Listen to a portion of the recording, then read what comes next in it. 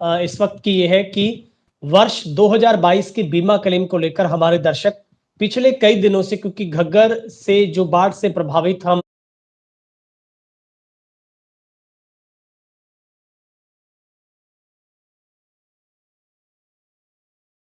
लगातार कवरेज कर रहे थे, तो उसमें आप भी उस वक्त कमेंट्स करके ये जवाब जानना चाह रहे थे कि आखिर 31 जुलाई की डेडलाइन प्रशासन की तरफ से आश्वासन दिया गया था कि जो 2022 का बीमा क्लेम है वो किसानों के खातों में फॉरवर्ड किया जाएगा, लेकिन आज वो डेडलाइन भी पूरी हो गई है। लेकिन इसमें क्या ताजा अपडेट है, कहां तक बात बन पाई है, कहां पर ऐसी अड़चन, ऐसे कौन से फैक्ट हैं जिन वजह से मिल नहीं पा रहा या मिलने के क्या आसार? हमारे साथ भारतीय किसान एकता बीई के जो बीकेई की तरफ से अध्यक्ष हमारे साथ लखविंदर सिंह औलख हैं, उनसे हम पूरी बातचीत करेंगे। औलख साहब, सबसे पहले आपका बहुत बहुत स्वागत है तेज हरियाणा पर सर।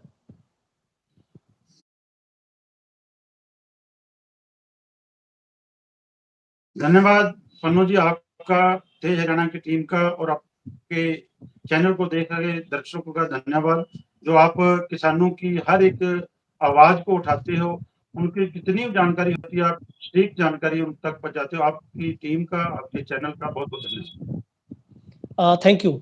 औलख साहब, सबसे पहला मैं बेसिकली सवाल आपसे पूछना चाहूंगा सर, 2022 के बीमा क्लेम को लेकर, क्योंकि बहुत बड़ा सेंस है पूरे सिरसा जिला में बना हुआ है। लोग तो बहुत बेसब्री के साथ इस बात का इंतजार कर रहे थे कि आज 31 जुलाई है, शायद कोई खुशखबरी मिलेगी।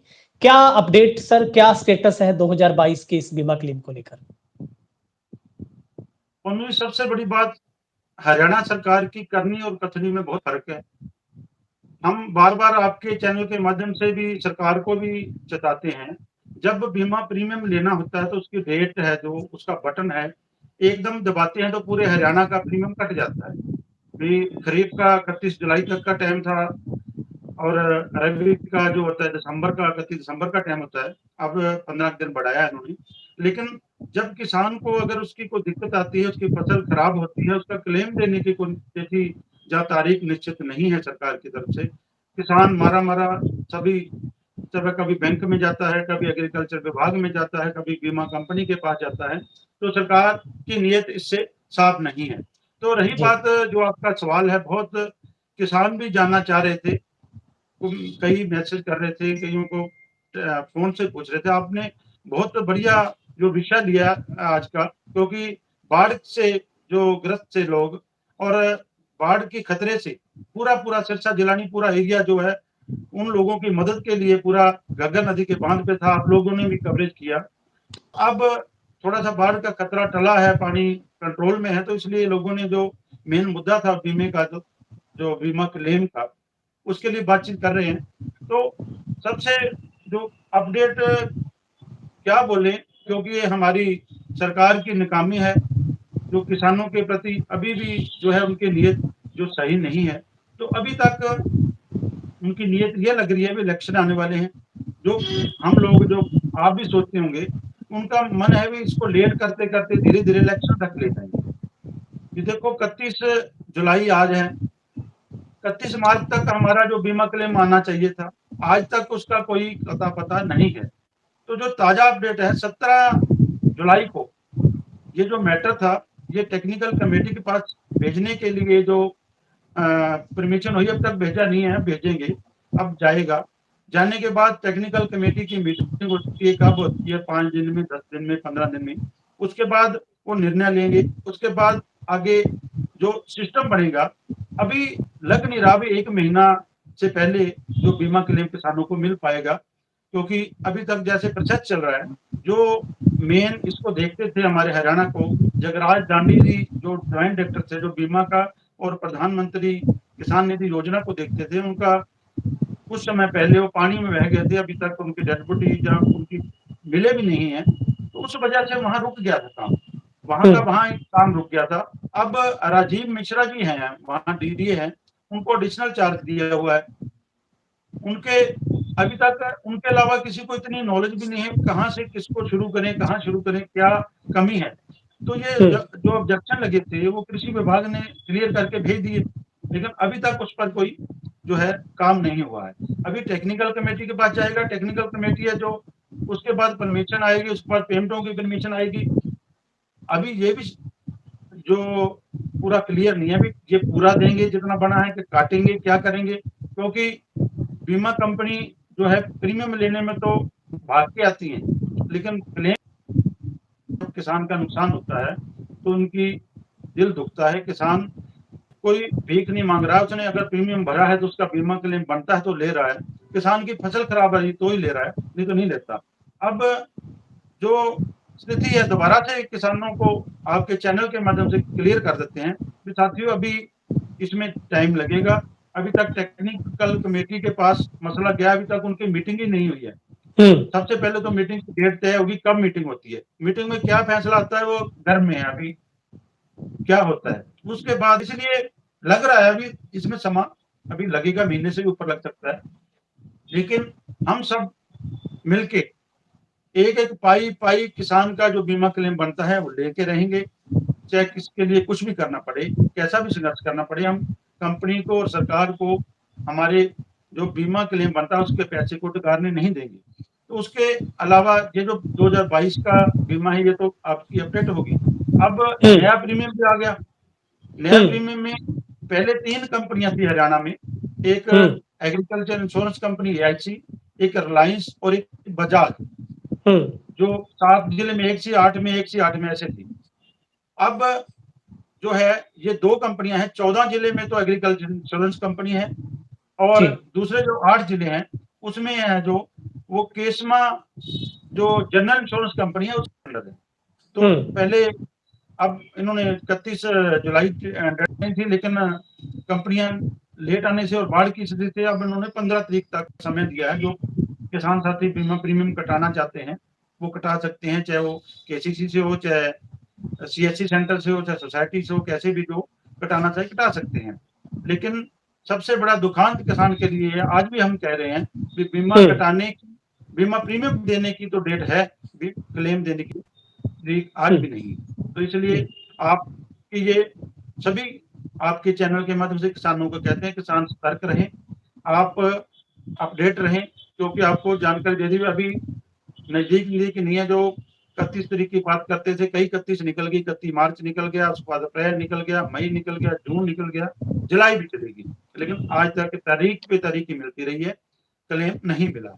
तो इसलिए जी, औलख साहब, क्या ये मामला पहले कोई टेक्निकल इसमें कमेटी के पास था, उसके बाद इसी स्टेट में आप कह रहे हैं कि स्टेट में पूरा मामला है, क्या इसके बाद ये कोई सेंटर कमेटी में भी जाएगा, फिर उसके बाद अप्रूवल होगा?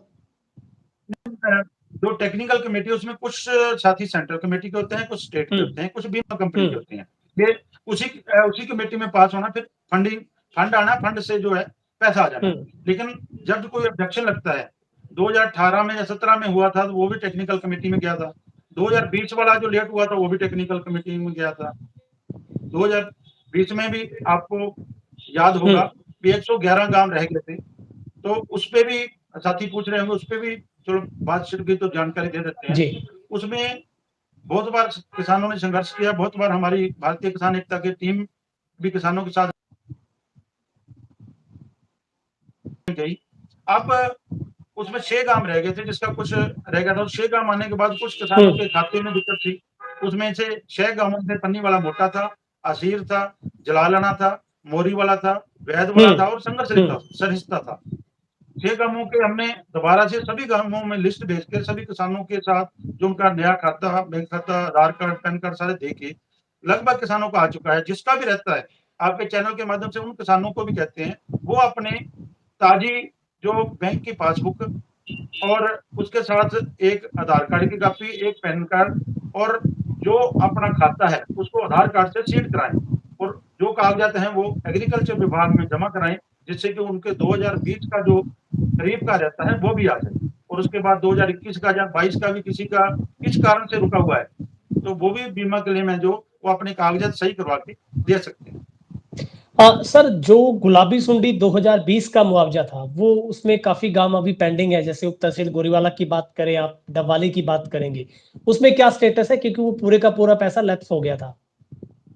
देखो 258 करोड़ बनता था, उसमें 64 करोड़ 91 लाख रुपए जारी किए, लेकिन डबवाली गोरीवाला ऐसी तहसील है वहां 1 रुपया भी बांटा नहीं गया, क्योंकि वहां मौके का अधिकारी नहीं थे, लेकिन ये सरकार की जिम्मेदारी बनती है। पता है अभी 31 मार्च तक अगर नहीं बांटेंगे तो फंड वापसी हो जाएगा। जानबूझ के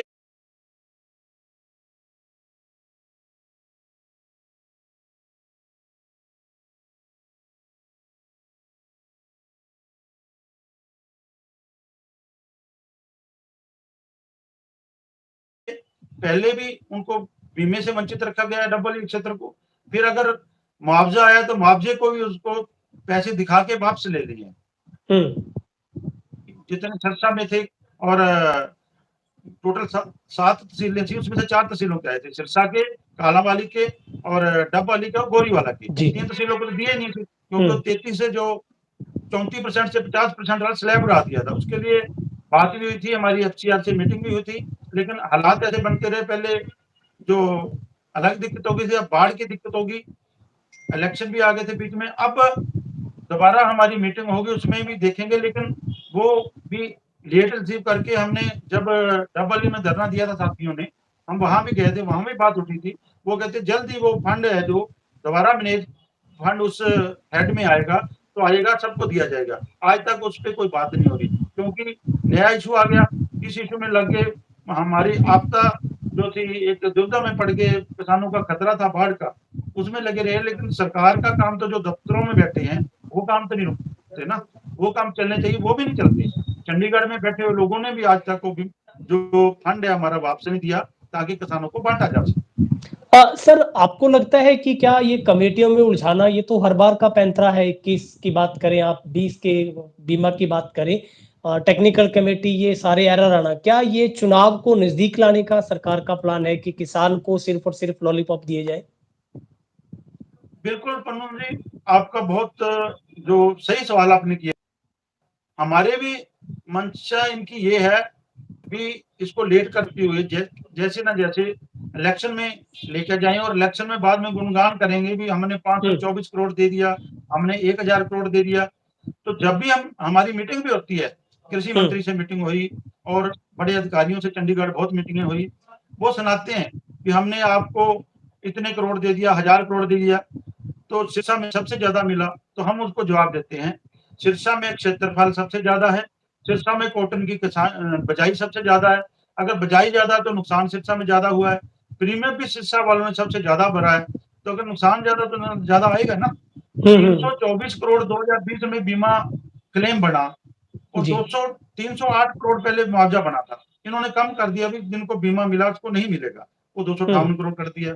अब कम करते करते 64-91 कर दिया। अगर बीमा कंपनियां तो बहुत तरह से एंगल देती है, 3 बार क्रॉप कटिंग होती है, बाद में उनकी इंक्वायरियां भी होती हैं। बीमा कंपनी तो 100 बार सोच के हमारे को क्लेम देती है ना। अगर उन्होंने क्लेम दिया इसका मतलब हमारा नुकसान तो हुआ ना, तो क्लेम देना चाहिए था, मुआवजा भी बनना चाहिए था, लेकिन नहीं बना। तो इसलिए सरकार की मंशा बिल्कुल यही है। हमको भी अंदेशा यही लग रहा है, लोगों को भी लग रहा है भी इलेक्शन तक लेट करके तो इलेक्शन तक खींचना चाहती है, लेकिन ऐसा नहीं करने देंगे। टेक्निकल कमेटी की जब भी मीटिंग होती है उसके बाद हमारी जथेबंदी सारे किसानों के सहयोग से एक बड़ा एक्शन करने के लिए तैयार है। सबसे पहले हम देख रहे हैं टेक्निकल कमेटी की डेट कब आती है मीटिंग की, कुछ मीटिंग में क्या फैसला। सर, एक मैं आखिरी सवाल आपसे जानना चाहूंगा बहुत ब्रीफ में। जो ये फ्लड का दौर रहा, सिरसा सबसे ज्यादा प्रभावित हुआ, आपने भी बहुत अच्छे तरीके के साथ किसानों के बीच में रहकर, और किसान के हर मुद्दे को आप बहुत अच्छे तरीके से उठाते भी हैं। जिस इस बाढ़ की वजह से जितनी फसलें बर्बाद हुई हैं, लोगों की ढानियां, चाहे वो मकान, चाहे वो ट्यूबवेल है, इसके खराबे को लेकर कब तक आंकलन होगा, कब तक किसानों को फौरी तौर पर मुआवजा मिल पाएगा? इसके लिए कोई आपकी तरफ से सर स्टैंड लेंगे आप किसानों के लिए? बिल्कुल बिल्कुल सर, इसकी बात इसलिए नहीं कर रहे थे, अभी तक नुकसान दिन प्रतिदिन हो रहा है। आप 2 दिन पहले आपने देखा एक हमारा साथी ने जान गंवा ली, वो अपनी ट्यूबवेल संभालने के लिए गया था, उसका पैर फिसल गया और बह गया। इसी तरह एक साथी हमारा अबोर से, जो बकैन वाला गांव से यहाँ मदद करने के लिए लोगों के लिए राशन सामग्री लेकर आया था, पनियारी के पास उसका एक्सीडेंट हो गया, उसकी डेथ होगी। 2 तो हमारी सिरसा में कैजुअलिटी होगी इस बाढ़ की वजह से। उसके अलावा जितने कई खेत तो ऐसे हैं जिनमें धान, तो इस फसल खरीफ की तो बिजली क्या है, हो सकता है रबी की बिजाई भी ना हो। तो इसलिए अभी तक उसके ऊपर जो हम लगे हुए हैं, सरकार भी देख रहे हैं। अब क्षतिपूर्ति पोर्टल है, उस पर कह रहे हैं जाके आप दर्ज करवा दो नुकसान।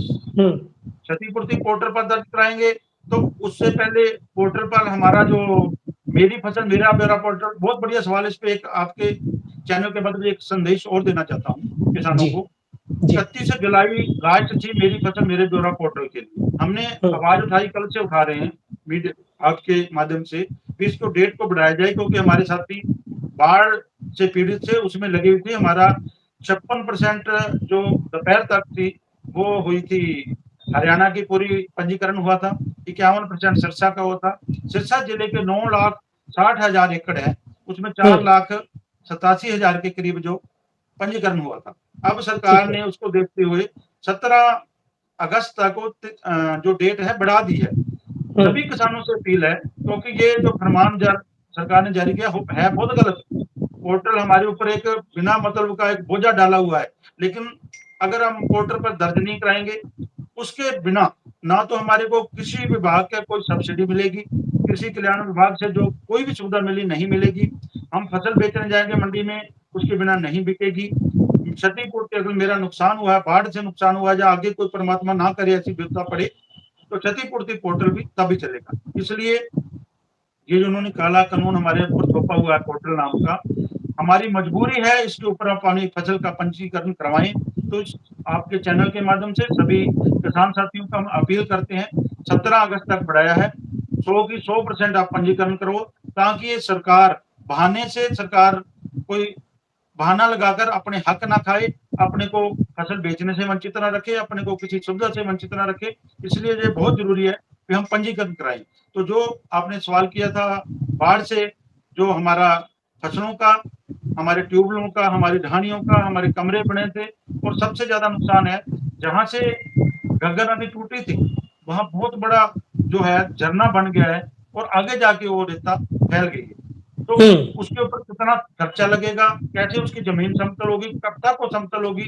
घग्गर नदी में एक और घग्गर चलने लगी है, जो मुसाब वाला पनहरी से टूटी थी उसके साथ साथ घग्गर चल के नेजरडल में डल रही है। जो मल्लेवाला में टूटी थी उसके साथ साथ घग्गर चल के सलामी में चल रही है। जो मीरपुर के पास सामने टूटी थी वो आगे चल के ऊटी में चल रही है। इसलिए 2 घग्गरें बन गई। जो नया घग्गर बनी है उसके ऊपर बजाई करने में भी समय लगेगा। जब तक उसका दिक्कत है, सरकार उसका पूरा का पूरा मुआवजा दे। जितना हमारे किसानों ने अपने ट्रैक्टर ट्रालियों से अपनी मेहनत से बांधों को बचा के रखा है, सिरसा शहर को बचा के रखा है, अपने गांवों को बचा के रखा है, अपने खेतों को बचा के रखा है, उनका एक एक जो भी खर्चा हुआ उसका पाई पाई सरकार दे और उनका बनता मुआवजा दे। सभी घरों का, सभी ट्यूबवेलों का, सभी जितने कट लगे हैं कट को भरने का सारा मुआवजा की हम मांग करेंगे। ठीक है सर, आप हमारे साथ जुड़े और आगे की अपडेट के लिए भी आपसे हम जरूर बातचीत करेंगे। फिलहाल सर आपका बहुत बहुत शुक्रिया। आपका पन्नू जी और तेज हरियाणा की पूरी टीम का। आप भगवान, आप थोड़ी सी तबीयत भी आपकी खराब थी, लेकिन किसानों की मांग पे आपने इसको लाइव को चलाया, किसानों को सटीक जानकारी दी, उसके लिए भगवान से हम प्रार्थना करते हैं आप स्वस्थ रहो, किसानों की, आवाम की आवाज उठाते रहो, सच की आवाज उठाते रहो। सभी किसानों को सत श्री अकाल, राम राम, वाहिगुरु जी का खालसा, वाहिगुरु जी की फतेह। तो ये थे हमारे साथ भारतीय किसान एकता के अध्यक्ष लखविंदर सिंह जी औलख, जो किसान के हर मुद्दे को बहुत पैने तरीके के साथ और हर तरीके से उसको उठाने की कोशिश करते हैं। और अगर किसान के बीमा क्लेम की मुआवजे की बात हो तो जमीनी तह पर जाकर भी औलख साहब किसानों के साथ लड़ते झगड़ते उनकी मांगों को लेकर न्याय दिलवाने के लिए आगे रहते हैं। हम इनको बहुत बहुत साधुवाद देते हैं, सैल्यूट करते हैं। फिलहाल इस रिपोर्ट में इतना ही।